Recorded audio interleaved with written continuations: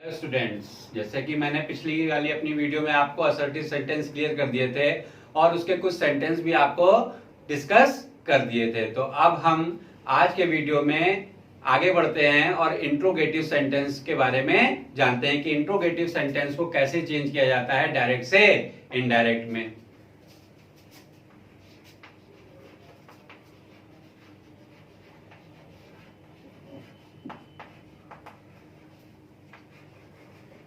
Interrogative sentence, तो interrogative sentence के बारे में हम सभी लोग जानते हैं, प्रीवियस क्लासेस में हम लोग ने बहुत पढ़ा है कि जिन वाक्यों में या सेंटेंसेस में कोई प्रश्न या क्वेश्चन जिसे कहते हैं, प्रश्न पूछा जाता है तो उसे इंट्रोगेटिव सेंटेंस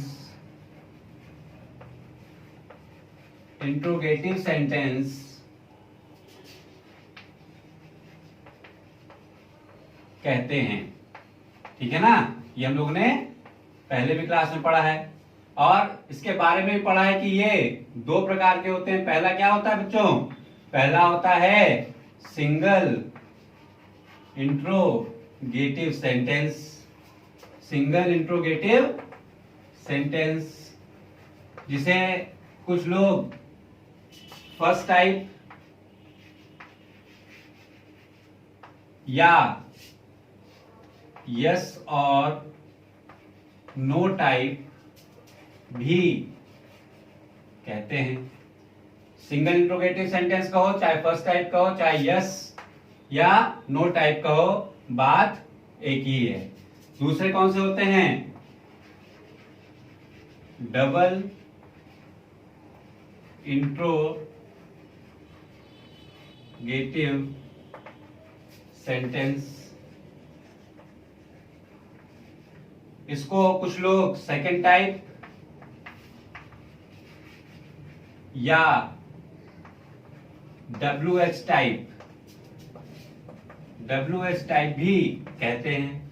अब इसको WH टाइप इसलिए कहते हैं क्योंकि मोस्ट ऑफ द वर्ड जो होते हैं क्वेश्चन के वो WH से शुरू होते हैं, जैसे कि व्हाट,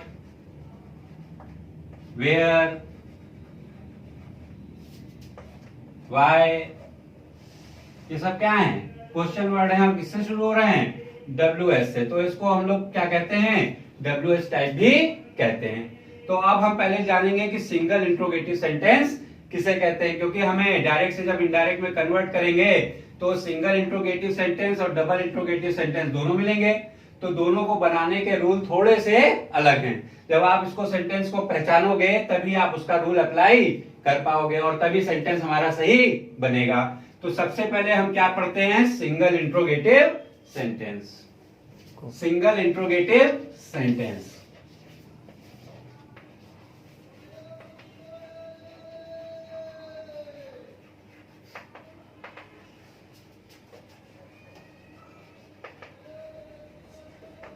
सिंगल इंट्रोगेटिव सेंटेंस क्या होते हैं?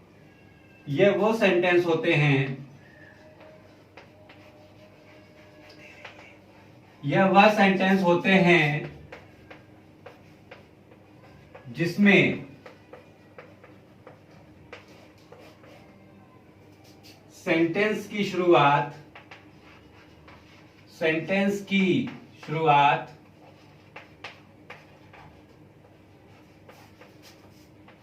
हेल्पिंग वर्ब से होती है।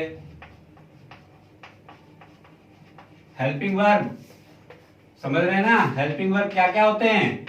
जैसे do, does, did, is, am, are, was, were, has, have, had, will, shall, है ना? ये सब क्या है? ये सब हेल्पिंग वर्ब है। यानी कि जिस सेंटेंस की शुरुआत इन हेल्पिंग वर्ब से होगी और उसमें प्रश्न पूछा जाएगा तो वो क्या होगा, सिंगल इंट्रोगेटिव सेंटेंस होगा। एग्जाम्पल के तौर पे हम देख लेते हैं कुछ एग्जाम्पल बना के। जैसे हमने एग्जाम्पल के तौर पे लिखा डज ही प्ले, क्या वह खेलता है, ठीक है ना। Are you going to school, ठीक। हैव यू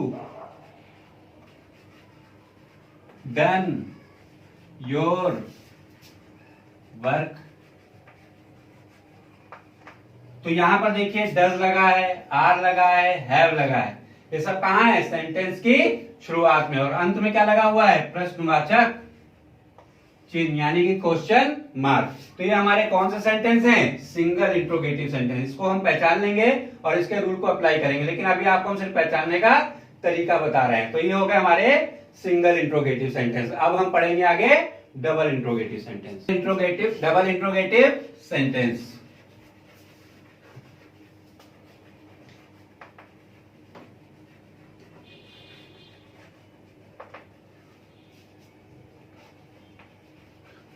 जानते हैं हम लोग इसके बारे में। डबल इंट्रोगेटिव सेंटेंस क्या होते हैं, ये वह सेंटेंस होते हैं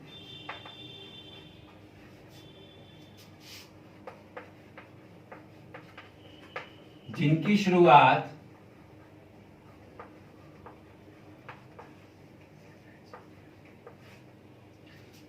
शुरुआत क्वेश्चन वर्ड से होती है। किससे होती है, क्वेश्चन वर्ड से होती है। क्वेश्चन वर्ड हम लोग समझ ही रहे हैं, जैसे व्हाट, वेयर, व्हाई,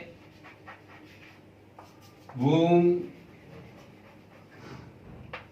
ये सब क्या है, क्वेश्चन वर्ड है। अगर सेंटेंस की शुरुआत इनसे हो रही है तो ये क्या कहलाएंगे, डबल इंट्रोगेटिव सेंटेंस। एग्जाम्पल बनाकर हम लोग देख लेते हैं। जैसे हमने लिखा what are you doing, who are you, where did you go yesterday। तो यहां पर देखिए शुरुआत किससे हो रही है, व्हाट, हु, वेयर। अगर इनसे शुरुआत हो रही है सेंटेंस की तो वो क्या होंगे, डबल इंट्रोगेटिव सेंटेंस। क्या क्या होंगे, डबल इंट्रोगेटिव सेंटेंस। तो अभी हम लोग ने जाना कि सिंगल इंट्रोगेटिव सेंटेंस क्या होते हैं और डबल इंट्रोगेटिव सेंटेंस क्या होते हैं। अब हम इसको डायरेक्ट से इनडायरेक्ट में बदलने के नियम के बारे में पढ़ेंगे। आइए हम लोग उसको देखते हैं क्या क्या चेंजेस होते हैं। तो हम लोग देखते हैं इनडायरेक्ट बनाने के नियम, इंट्रोगेटिव सेंटेंस को कैसे इनडायरेक्ट में चेंज किया जाता है। तो हम लोग यहां पढ़ेंगे इनडायरेक्ट बनाने के नियम।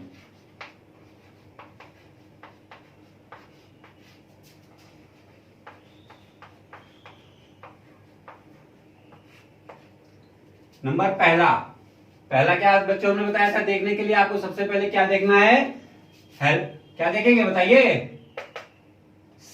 सेड या सेड टू, ये क्या थे, ये हमारे क्या थे, रिपोर्टिंग वर्ब।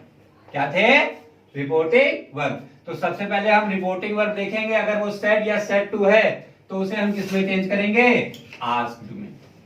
आस्क या इंक्वायर्ड ऑफ भी लिखा जाता है। क्या लिखा जाता है, इंक्वायर्ड ऑफ, आस्क या इंक्वायर्ड ऑफ। तो पहला रूल क्या है कि सेड या सेड टू को आस्क्ड में चेंज करना है।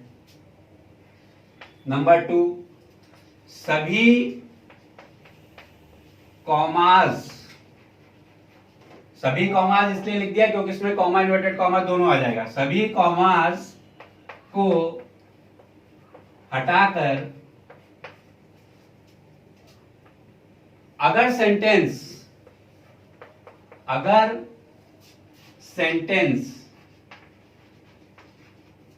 सिंगल इंट्रोगेटिव है। कैसा है बच्चों? सिंगल इंट्रोगेटिव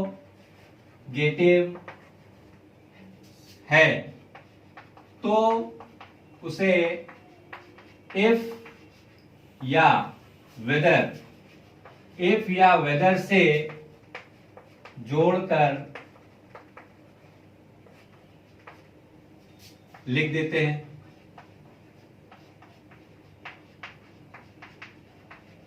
ठीक है ना? रूल नंबर 3 क्या कहता है? अब हमने इफ या वेदर लगा लिया, इफ या वेदर लगा लिया, लेकिन इतना ही काफी नहीं है। इफ या वेदर के बाद सेंटेंस को सिंपल बनाते हैं। क्या करते हैं बच्चों? सेंटेंस को सिंपल बनाते हैं। सिंपल का मतलब क्या हो गया कि पहले हम क्या लिखेंगे?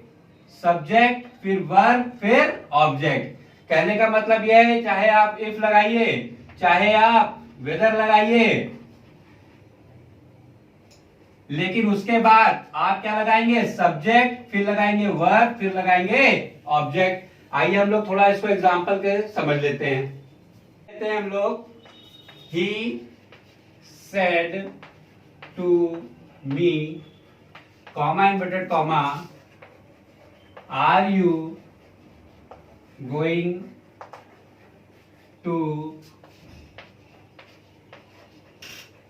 School, question mark, inverted comma, close.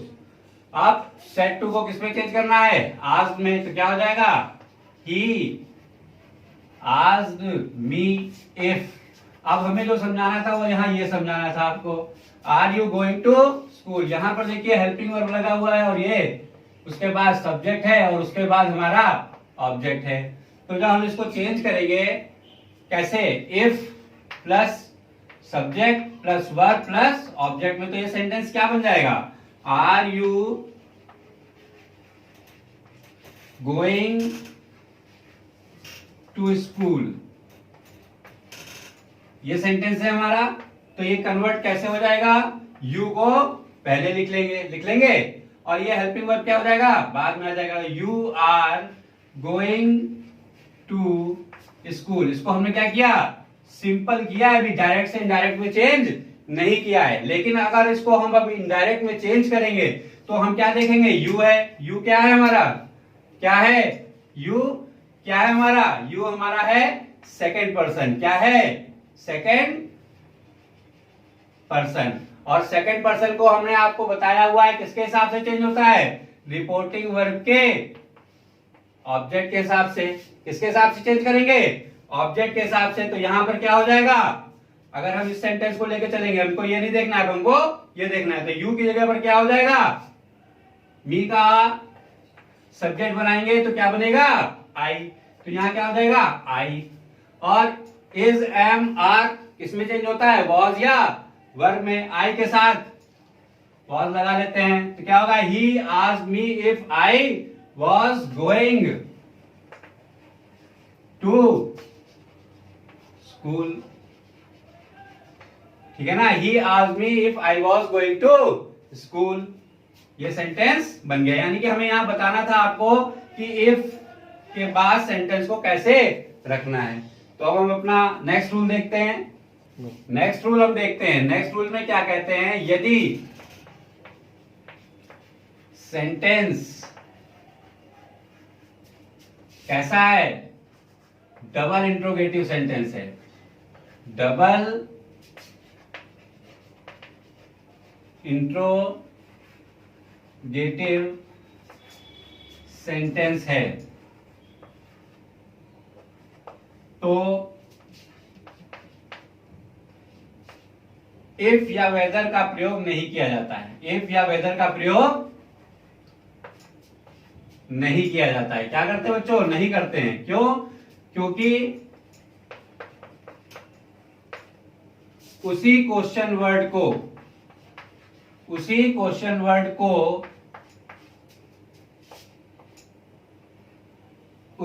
Word से सेंटेंस को जोड़कर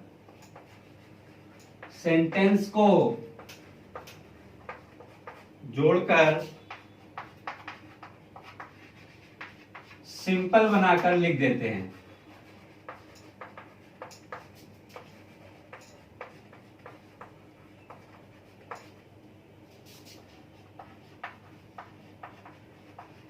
कैसे, इसका भी एक एग्जांपल देख लेते हैं। He said to me, comma inverted comma, where